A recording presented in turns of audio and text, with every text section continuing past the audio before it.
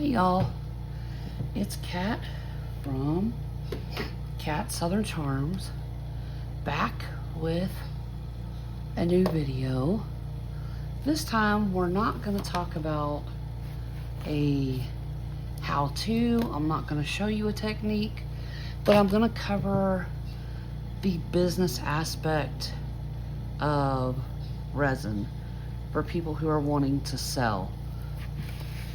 Excuse me, we've been seeing a lot of questions lately. You know, what should I price this as? How do I price this? You know, how much should I ask to charge for this? And I want to break that down, because if you're looking at going into a business, we need to understand basic principles when it comes to business and how to accurately price our resin projects. So the first thing we need to do is we need to figure out, what did it actually cost us to make, you know, the piece of that we want to sell. How do we do that? And I've told y'all in the past that Steve McDonald has an incredible video that covers this very same topic. And what I'm going to go over with you guys is really Business Basics 101, but also a more in-depth as to what Steve was talking about. So how do you figure out the cost? There are certain things that are going to be consistent in all of your pricing, like your resin. So to break down how much resin costs you per ounce, right? Because these bottles come in ounces. You'll see 16 ounces for this, but we have a part A and a part B, right? So when we figure out our resin cost, we want to get the cost price for 32 ounces, because we have to use so much from this bottle and so much from that. So in essence, 32 ounces is what I bought and have a price for. So let's use an example that we buy 64 ounces of resin. So 32 ounce of part A, 32 ounce of part B, and we paid $25 for both of those bottles together, right? So we got 64 ounces for $25. How do we figure out our cost per ounce for that? Is simple. You have the $25 divided by the 64 for ounces. That gives us 39 cents per ounce is the cost that we incurred to use the resin, right? So 39 cents an ounce is a baseline cost for all the projects that you want to work out pricing for, that you use, let's say Teak-Spurt 64 ounces, that you use the Teak-Spurt resin for. So how do you know how much resin you use for the project? Well, you just weigh the project. How many ounces? Then you multiply that weight number by 39 cents, and that gives you your cost for your resin on that project. So example, let's say I did like a dragon figurine, and let's say it weighed 1 pound, which is 12 ounces, right? So then we multiply 12 times 39 cents, and we get our resin cost for that dragon is $4.68. I'm gonna put all this in a graph, so it's gonna be a pop-up, and you're gonna see the breakdown and how that works for you guys. And I'm gonna go step by step, and I'm gonna do it slow, and you can pause the video and jot down notes for yourself.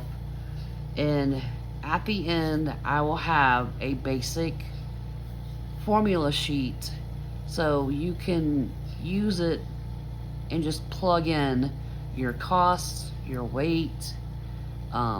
Like if you're using a more expensive resin, it doesn't matter because I'm going to give you a base formula. It's going to be the price of your resin divided by the total ounce that you received.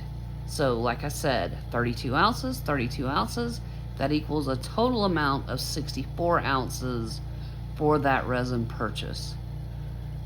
So that's what I mean. It's going to be a generic breakdown. You can plug in your own information and everybody can use this universally. If you're in a different country, if you're in Australia, if you're in Europe, it doesn't matter. It's going to be the cost of your resin divided by the weight amount, the ounces that the resin comes in. If it's a different format in a different country, that's fine. You just switch that format. Say if it's kilograms or however it comes on the packaging. But I think across the board it's kind of uniform that when we get this resin from companies, it's in the bottles are marked in ounces. I believe. Comment below if I'm wrong on that. And in a different country, if it's worded or they use a different measurement. Curious about that. Either way, you'll be able to universally use this formula and information to help you accurately price your projects. Okay, so we got our cost of resin for our little dragon figurine that weighed 1 pound. Now, these are the generic. All the time you're going to have these in your cost, right? So you're always going to have resin in your cost configuration. You're always going to have an amount to go toward your mold because molds don't last forever, right? We have wear and tear and you can only use them for so often, then you have to replace them. So everything that you're doing pricing for, you use 25 cents toward that mold deterioration cost or replacement cost. That's a fair amount for each project that you work on. So resin, your mold, and then generic insert. And I'm using the same verbiage that Steve did. So if you watch Steve's, this will make sense here too. Generic insert would be pigment paste, micas, any inks you use for coloring, glitters, or any other additive things that you put in your resin. So think generic insert as anything you add to resin, okay? And that cost is another 25 cents because we know our pigment paste and things like that, they last a while. So an average across all the items that we make, 25 cents is very accurate. Okay, so another thing that we have to incorporate in every piece is our packaging. So like this little dragon, I put in a padded envelope. I wrap it in bubble wrap to make sure that, you know, if it's thrown or whatever, it's going to be okay and not break. So whatever packaging that you ship your items in, you need to have that included in every project that you want accurate pricing on, right? So for that padded packaging, I take what my cost is. So say I get 500 and pay $10 for that. That would be what, 50 cents a piece, something like that. So I have 52 cents is my cost for my packaging. You take the amount that it cost you and divide by however many are in that bundle. If you buy in bulk, maybe it's only 25, whatever it is. The amount that you paid divided by the number of envelopes included will give you your cost for one envelope, okay? So add your packaging. So now we have a resin, mold, generic insert, packaging, and now we want to talk about our time that it takes to make the piece that we're working on. How do we do that? Steve charges $25 an hour. That's what he bases his time on. I say $20 an hour is what I base mine on. So whatever you're gonna charge per hour, that is 60 minutes, okay? So I start a clock. One thing, first of all, before I start a project, I make sure I have everything I need out. I have my micas, if I'm using pigment paste, if I'm gonna add any glitters, I have everything ready to go. So when I start my project, I'm gonna start a timer. And that includes, adding your colorants, mixing everything up, pouring it in the mold, all of that. Once everything is poured and done, I stop the clock. And on average, I spend 30 minutes mixing and pouring my projects. It doesn't take very long for most of these, if you have everything prepared up front and are ready. And I say that because if you forgot something, across the way, or you have to go downstairs or upstairs to grab a piece, that clock is ticking, and that's not very accurate to charge for the amount of time you're actually working on the project, right? So that's why I say make sure you have everything out, and maybe you only have to do this one time, and then you just keep a notation. Okay, for this dragon, I'm going to charge X amount of minutes, or this is my time for that project. And you don't have to clock it every time you do a project. That makes it a lot easier too. So that's why I say, on average, I spend 30 minutes mixing, putting my mica, glitters, whatever I'm going to do, and then pouring my project. So 30 minutes is time I count. So based on $20 an hour, I also, to keep my costs low, I do numerous projects at one time. I pour 3 dragons, I pour hearts, or I pour some jewelry, or maybe I have a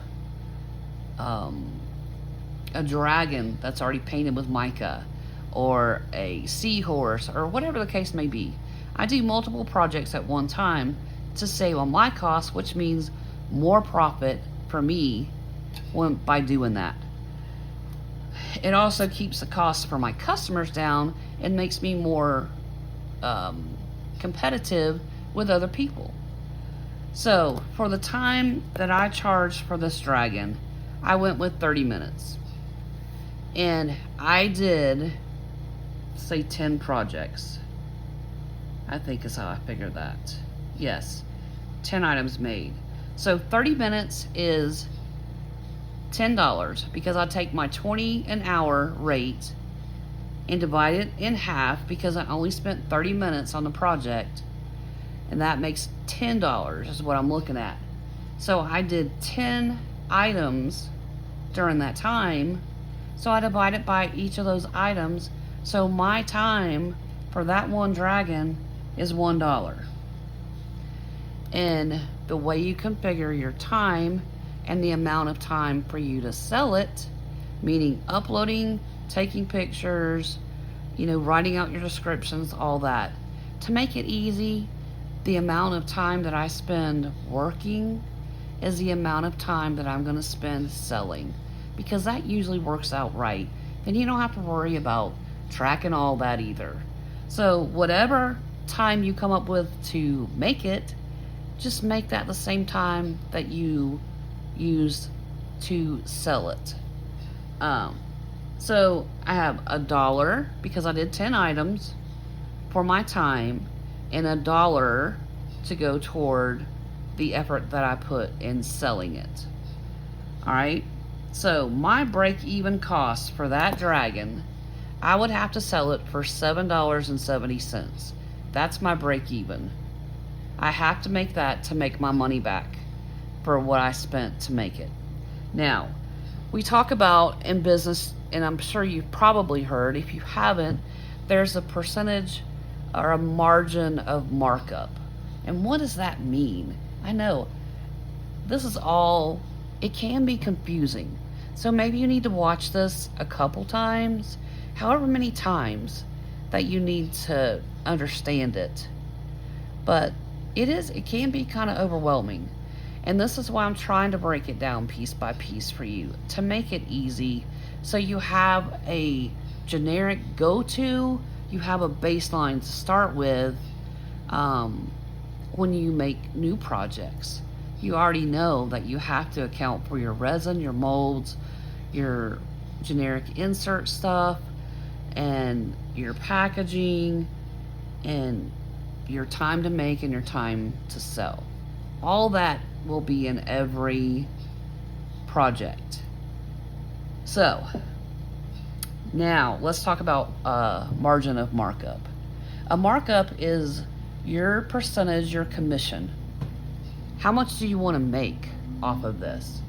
Sometimes a piece is so unique that you can charge more for that piece, right? It's very rare you can find it.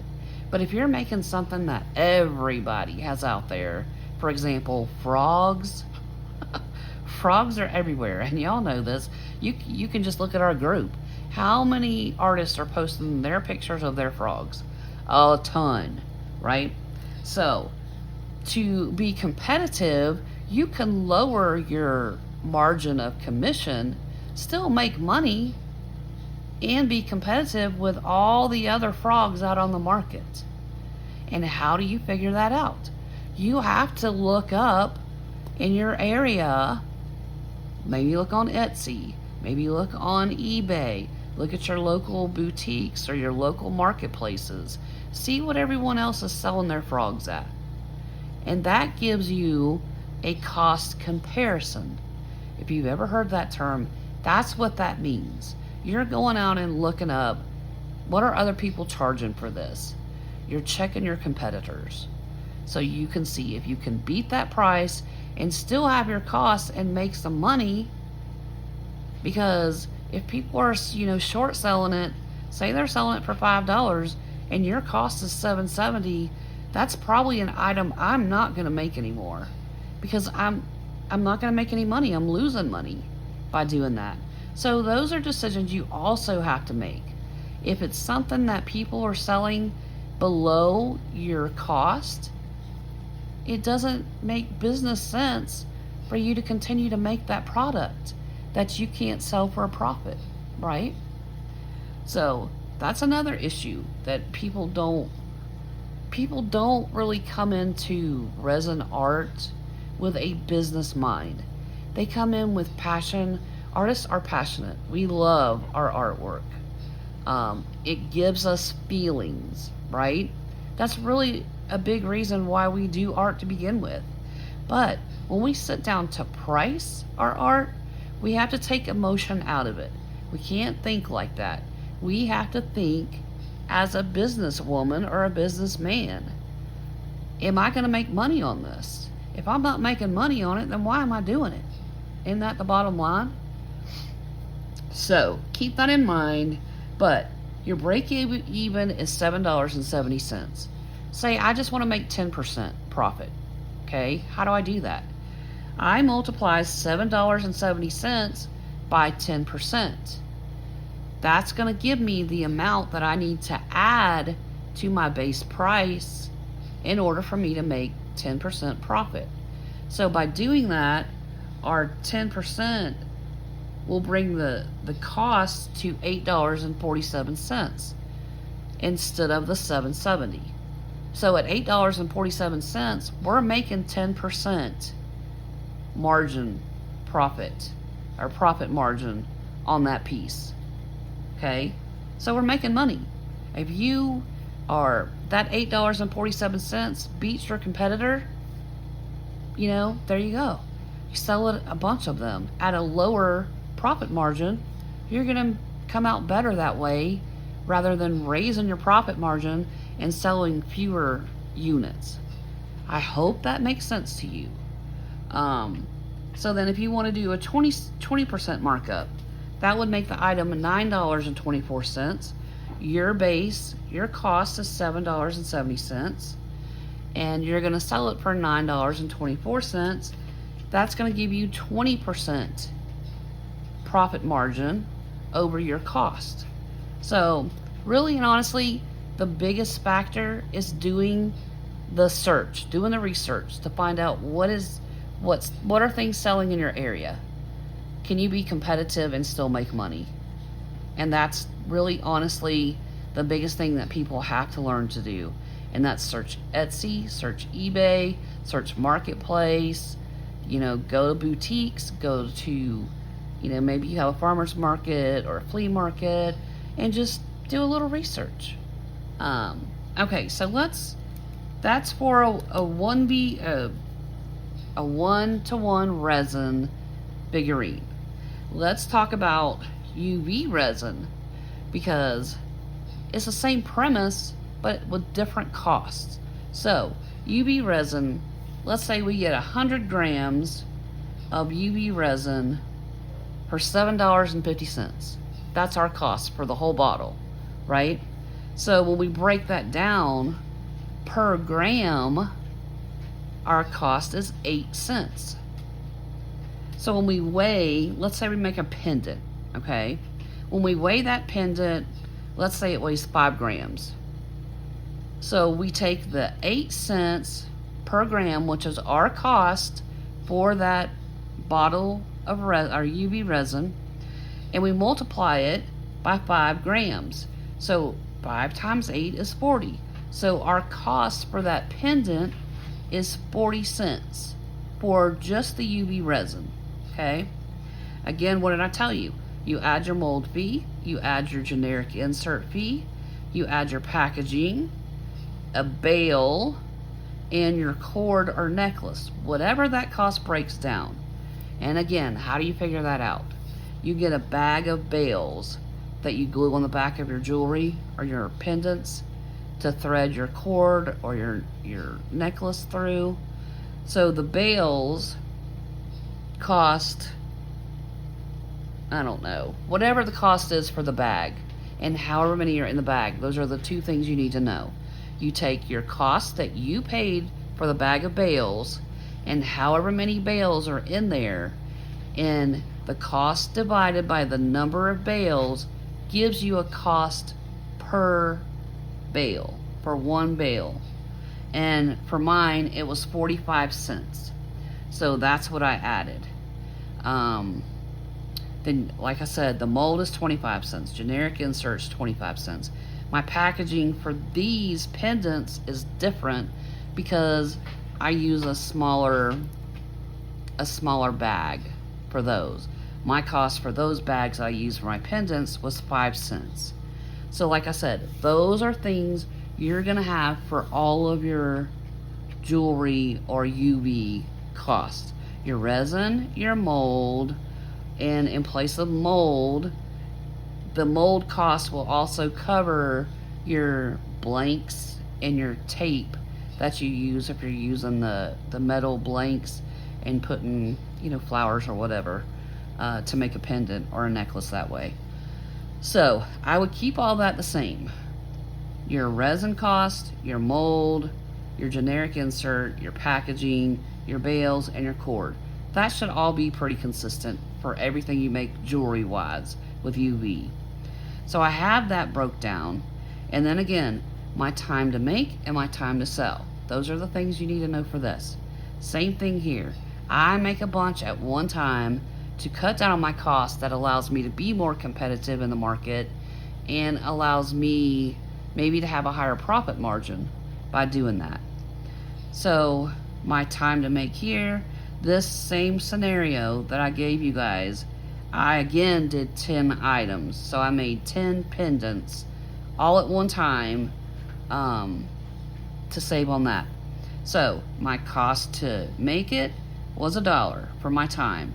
And again, what did I say? Whatever your time is to make, is also your time to sell. Make it easy on yourself, okay? So $1 for my time to make, $1 for my time to sell. The cost of this pendant, my cost, $3.10. That's my break even. I have to make that money in order for this to be justified for me to continue making it, if that makes sense. Now, a 10%, again, I'm only going to do a 10 and 20% markup. You can do what you want, but like I said, that depends on your research, what you're finding on Etsy and eBay and all the places for things that are similar to this. You're going to have things that are slightly different, maybe because you added a different additive in your generic insert.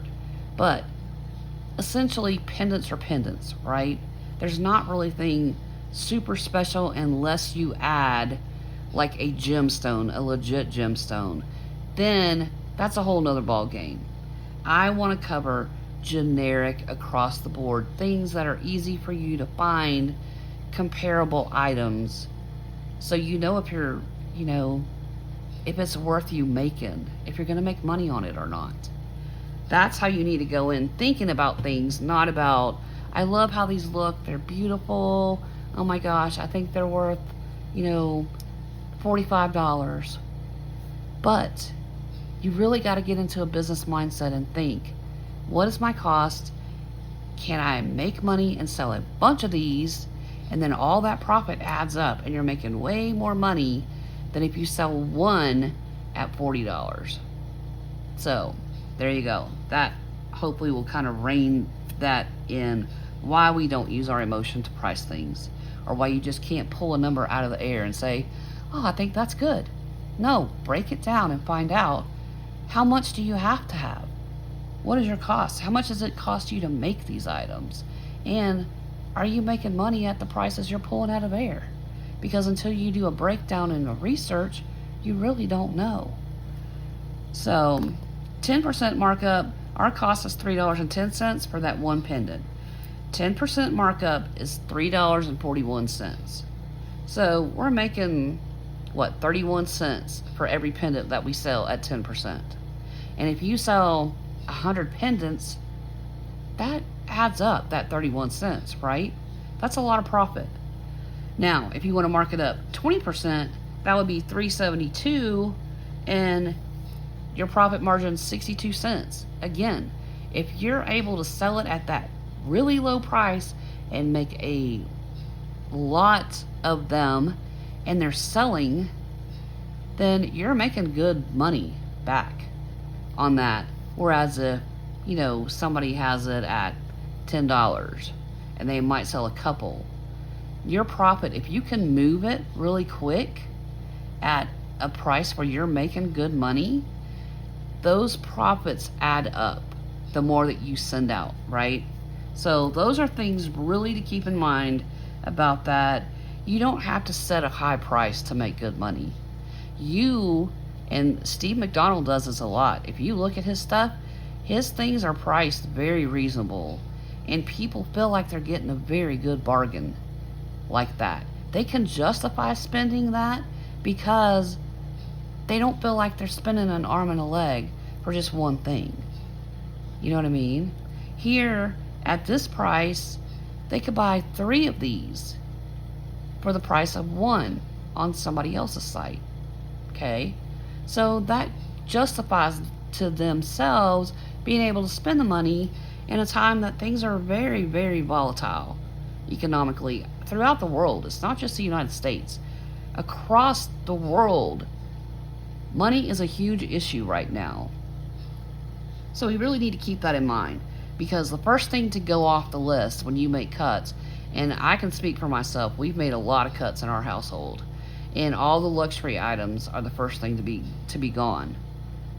And then we get down to necessities. Some people are struggling to get food, pay their housing, gas to get back and forth to work. It's a real struggle, and we really need to keep that in mind also when we're pricing.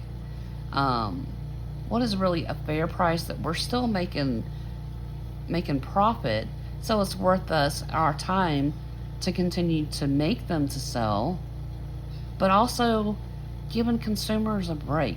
They really need a break right now. And I promise you, the people that are giving them a break right now will be remembered when the economy comes back up. That can also create loyalty.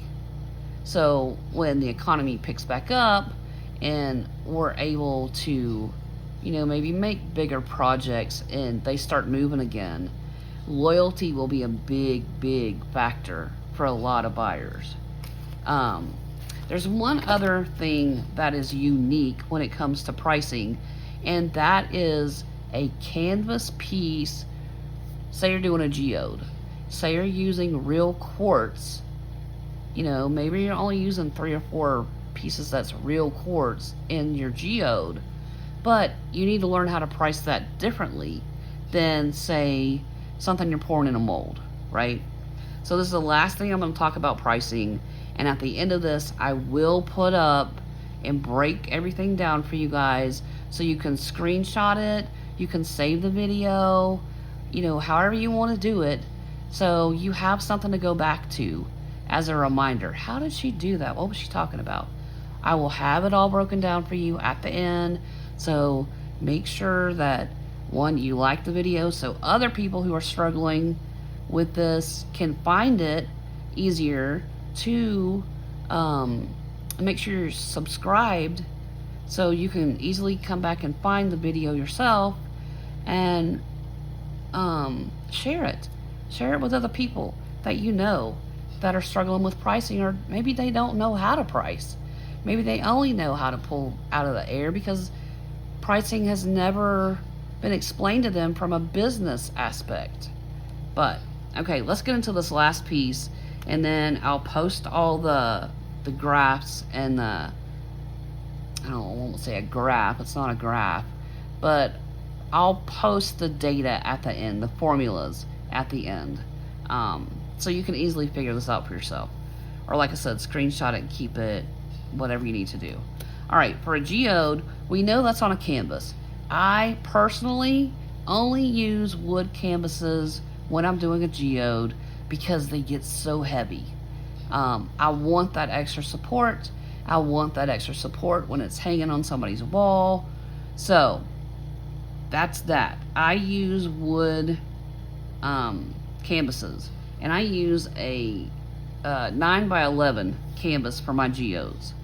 I pay $26. There are 6 in a pack. So my cost for one canvas is $4.33. That is my cost starting out when I put it on the table. Haven't mixed any resin, nothing else. Canvas, $4.33. That's my base. My resin, I use 12 ounces because I will use approximately 6 ounces on my first layer of, everything, but I'll also do a top coat. So overall, for the whole project, I use 12 ounces of resin. Remember, our cost of resin is 39 cents an ounce.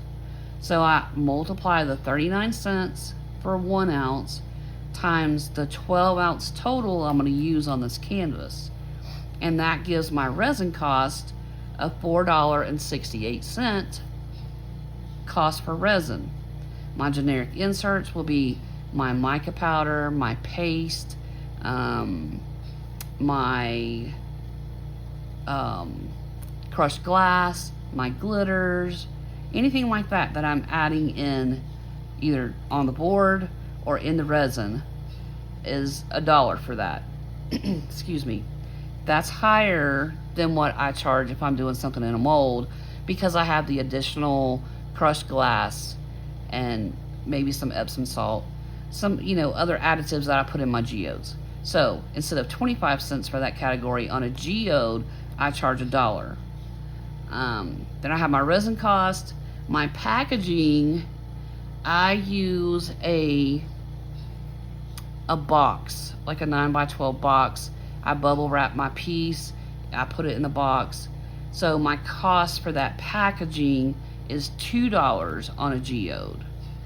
I take the cost that I pay for a bundle of those boxes, divide by how many are in that bundle, and that gives me my price for my packaging. Say I pay $20 and there's 10 boxes in it. So 20 divided by 10 is 2. That is my cost for my packaging. My time on this one, let's see. All right, so this one's going to be different because when I do a geode, I usually do 3 panels at the same time.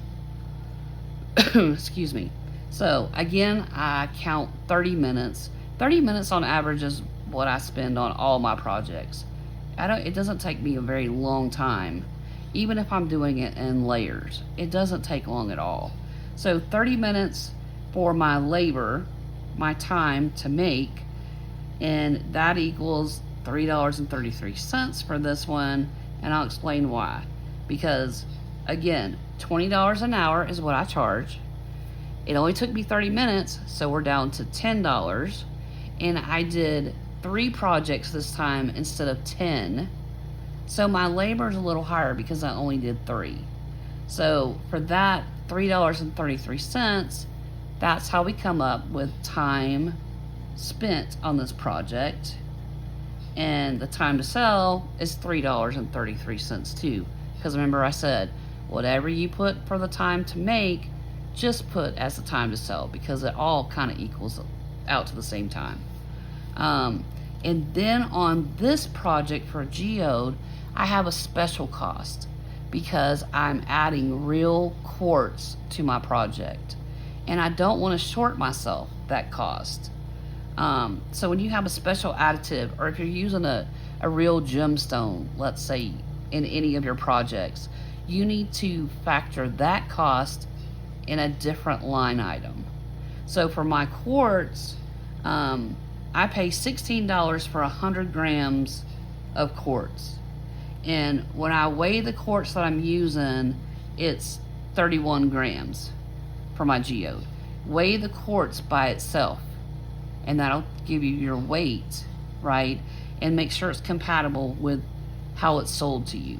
For me, my quartz is sold by grams. So when I set my scale, I make sure it's set to grams. I put the pieces of quartz that I'm going to use in the project on the scale to get my weight. So like I said, this one was 31 grams that I'm using for the project. My price per gram is 16 cents. So 31 grams times 16 gives me a cost for this project $5.12 for the quartz that I'm adding. So when I add up all of my costs, my canvas cost, my generic inserts, my resin cost, my packaging, my time to make, my time to sell, and then the special additive of the quartz cost, my break even for this geode is $23.79. I have to make that to get my money back for this to be worth, well, I mean, really, if you're just getting your money back, is it really worth all the effort to do it? No, I want to make a profit on it, right? We all want to make money. That's what we're doing this for. If you're doing it as a business. If you're not doing it as a business and you're just doing it for your mental health or to just zen or just to make things for family and friends, this doesn't really apply, okay? But if you want to do this as a business, you've got to put your business cap on. And that means breaking it all down. So my break even price has to be $23.79. That covers all of my costs. Now a 10% markup would put this at $26.17 for the geode. 20% markup would put it at $28.55. Again, I'm going to go do my research. I'm going to see what are my competitors charging. You know, am I way off base? Am I really undercutting myself a lot? You can raise your profit margin some, but keep in mind, like I said, the people that see that you're giving them a deal and you're not being greedy will keep that in the back of their mind later down the road when they do have that extra money to spend. This is how you create loyalty. And you can put in a note on your thing. Due to the economic hardship that we're experiencing, I have lowered my profit margin to make this available to more people. They're going to remember a statement like that. Would you remember that if someone said that to you? You went to the grocery store and instead of paying $9 for a dozen eggs, there's a note there that said, look, we're like lowering our margin to make sure that you guys can get your eggs. So our price, instead of $9, is going to be $7. So if you saw that, you'd be like, wow, that's pretty cool. That company really cares about its people and its customers. Same thing with this. Create that loyalty by putting yourself in their shoes. How can you create the ability for them to buy something right now and justify it? You can do it by lowering your margins. Okay? Like I said, if you sell a bunch more at a lower profit margin, you're still making a lot of money, right? Because you're making profit on each item and you're selling in volume a lot of items at a lower profit, really in turn equals more money than selling it higher to a fewer amount of people, if that makes sense. So keep that in mind when you do that. Now, 20%, $28.55 is what I would sell this piece for, and still make 20% profit over my cost. That's a good profit margin, I'm telling you. Do you realize that grocery stores and people like that, their profit margin is the max 2%. They don't charge higher than 2% profit margin on their stuff. So there's a lot of companies that have a very low profit margin. There are some companies that have a huge profit margin, and I think we can see there's some artists that have a huge profit margin too. So the bottom line for pricing is don't price with emotion. Take emotion out, put on your business hat, and really break down an accurate cost and, look at things. And I think when you start breaking this down and looking at what it legitimately costs you to make an item, you're going to be like, wow, I didn't realize that. Because it is kind of shocking when the first time you realize what it actually cost you and what you've been charging or asking, man, yeah, pulling those prices out of thin air, sometimes you shoot yourself in your foot. A lot of times you're asking way more than what you should be from a business standpoint to be successful in business. So I hope breaking this down piece by piece, and y'all gonna come back, there's gonna be a lot of unique situations. There's gonna be a lot of things that don't fit into this. And then what you have to do is you have to honestly break down your true cost for those items that are unique. And because they're unique, you can charge more for that. If it's something that's not flooded on the market, like there's a lot of, like my abstract coasters here that I did with alcohol ink. There's not a lot like this out there. Doesn't mean I'm gonna charge an arm and a leg. Some of my stuff, I'm having to go back because I got into that just like everybody else. Just pull a number out, slap it up there, and see if it'll go. So I have to be more disciplined myself in breaking these down when I start putting them out there on a business page for my costs and profits, etc. So that's a breakdown. I hope that gives you a baseline to go by. Like I said, once you figure out your baseline pricing, you don't have to do it for everyone. Just use the same prices. If you're using teak-spurt resin, your cost is gonna probably be the same per ounce regardless what size you buy. Check it out. See if it's consistent. Adjust if it's not. But I think you'll find that a lot of that is very consistent across the board. Um, account for your molds and, you know, your glitter cost. Have that included in your cost too, so you're not cheating yourself out of money that you know. So I hope, one, it gives you that baseline. Two, it helps you start thinking about actual, with a business hat on, cost for something and margins, how much you're adding for your own profit, um, compared to your competitors. If, like I said, you come across something, probably frogs will be the biggest one, and someone is undercutting their cost, stop making it. Stop making it to sell, or thinking it's going to sell, because there's so many on the market and people are undercutting cost. They're selling it less than it costs to make it. So don't waste your material on something that's just going to sit there, and you're going to get frustrated because it's not selling at the flea markets, it's not selling at craft shows, and it's not selling because the market is flooded with it. The market is flooded with resin art. You don't believe me? Just go search on Etsy or eBay. Just type in resin art and look at the masses that are pulled up. So you have to keep that in mind too. But like I said, make sure that you're starting with a baseline for your costs of everything you use, and then look at your profit margin. Another factor you need to think about, and it's nothing personal. Someone who's been doing resin for 5 or 10 years, their stuff may look more polished. Their stuff may be look a better quality. Maybe they're using a higher end resin. That's very possible. But that's going to cover, if they're using higher end resin, that's going to hit in their break even cost, right? Because they're still going to figure out, even if they're using a higher end resin that they're paying more for, it's going to be a higher cost in their breakdown for their cost evaluation. But everyone doesn't make things the same.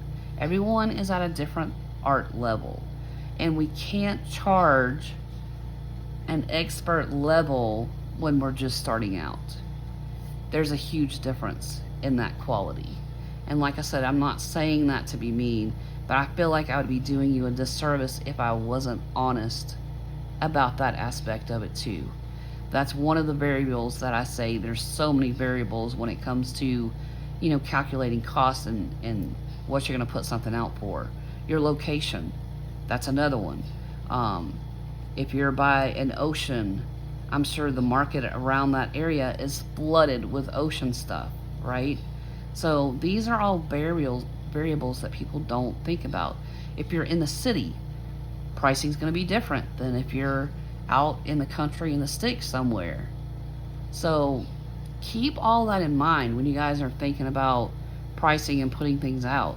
There's a lot of factors that come into play, and I hope that I gave you a baseline to build upon, so that you're successfully pricing your items that would allow you to grow your business on profit and not emotion. Anyway, I'll have these posted at the end so you can screenshot it. I hope that helped you. Leave me a comment below. What is one thing that you learned that you didn't think about or haven't been utilizing when pricing your projects to sell? Again, make sure you do all the YouTube things. Like this, comment. That helps this pop higher so people that are searching for answers can find this video easier. Subscribe so you can easily find the video again if you need to refresh yourself on anything. And share it so people who are struggling in our art community that don't know how to price things can also find this easy and get the help that they're looking for. You guys, until then, until next time, happy arting. Ta-ta for now.